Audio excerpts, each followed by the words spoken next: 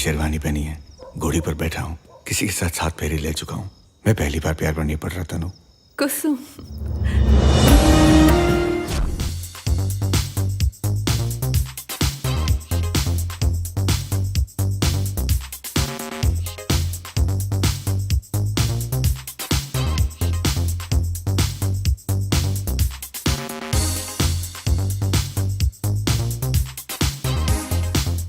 एक तो आप अकेले गई थी हनीमून पे क्वीन में, इस बार दुकेले जाने के लिए पूरी तरीके से तैयार थे। हाय आलोक।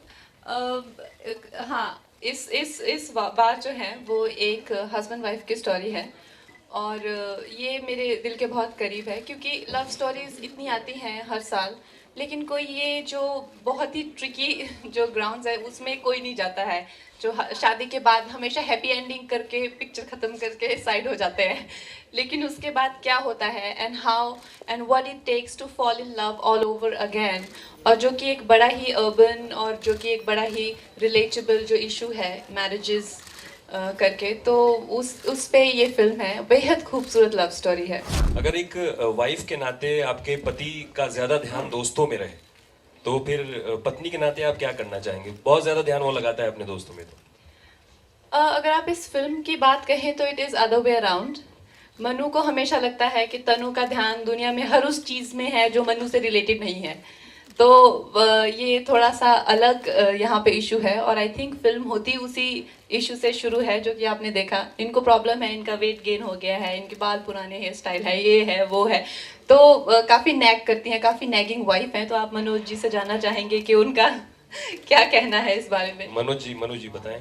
हाँ, क्या है कि प्यार एक बात होती है, शादी की प्रैक्टिकलिटी, और फिर शादी के बारे में जो फैंटेसी होता है वो उसके बीच में जो एक रात होती है, सुहाग रात, उसके बाद सब कुछ बदल जाता है। और ऐसे ही हुआ इसके साथ भी। All the dreams and the promises of marriage, as all you married people know, it changes dramatically. तो ये जो बेचारे जिस उम्मीद से इन्होंने शायद शादी की थी और उनको लगा था कि ये नादान सी जो लड़की है जो पलंग पे सोई है, जिनके अब गाल में ये चुम्मा दे देते हैं, इनके साथ इनका जो लाइफ रहेगा वो थोड़ी बहुत एक्साइटिंग अच्छा रहेगा, वहाँ पे थोड़ी बहुत के बदले में जानलेवा एक्साइटिंग हो जाती है। That's the only difference.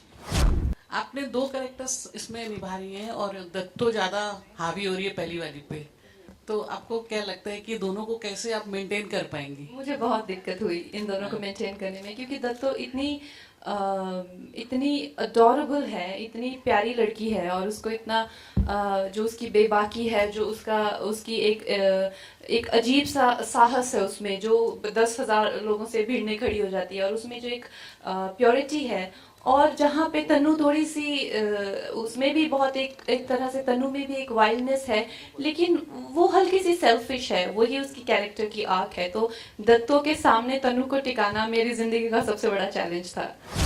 ये फिल्म मैरिजेस, एक मैरिड कपल की लव स्टोरी है, लेकिन ये ऐसा नहीं है कि शादी के बारे में आपको कुछ सिखाती है या समझाती है। ये एक लव स्टोरी ही है, बहुत ही प्यारी प्रेम कहानी है। और चाहे वो शुरू में डिवोर्स ले रहे हों, हमें नहीं पता उनका डिवोर्स हो जाता है क्या नहीं होता है, बट जो एक यूनिवर्सल थीम है, लव कॉन्कर्स ऑल, वो कैसे they test their bond severely, और लेकिन कैसे they are in the end made for each other, वही इस कहानी की खूबसूरती है। सर, इस तरह की फिल्म है जहाँ पे एक पर्टिकुलर रीज़न वो कहानी में सेट होता है, वहाँ के लिए डायलेक्ट कितना ज़रूरी होता है?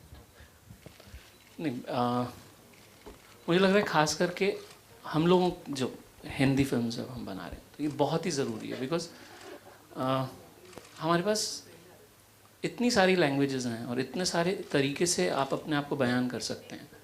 So for an actor also and for director और राइटर ऑल्सो ये बहुत ज़रूरी हो जाता है कि आप जिस रीजन में जा रहे हैं उसको थोड़ा समझें, उसकी ज़बान को समझें।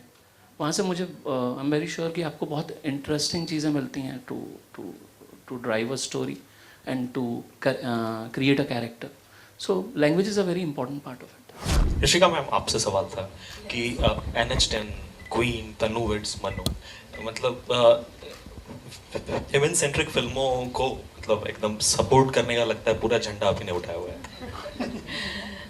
It's not like that. I've made earlier movies like Desi Boys.